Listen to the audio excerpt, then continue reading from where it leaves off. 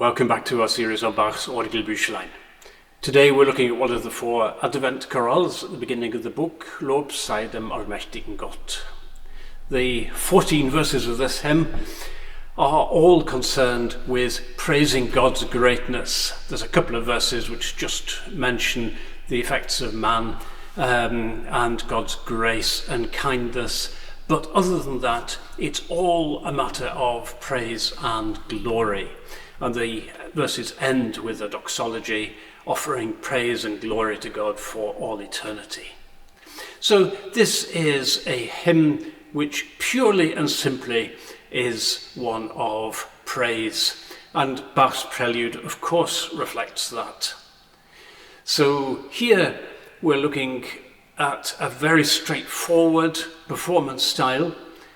In terms of registration, I think everything from 16-foot up to mixture will go.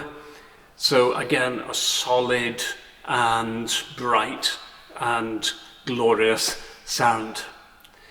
So the tempo is going to have to be steady enough to cope with the complexity of that sound.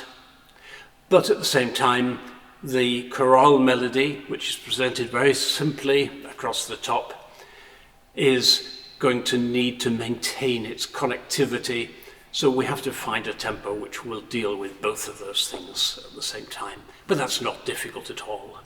There's no ornamentation written in and no particular call for added ornamentation, although you could do in places. And articulation is the only other thing in our usual list of questions. And articulation, again, reasonably straightforward. It's worth just mentioning here the general principle that when a note is tied over from a long note into the beginning of a series of shorter notes, then it's customary to take a quick breath, as you would do if you were playing a woodwind instrument of the kind that you have to blow. So where we have a crotchet which is tied over to a semiquaver, which is the first of a series of semiquavers, again, just generally speaking, we will just catch the quickest of breaths there. That applies in the pedals as well as here and there in the manuals.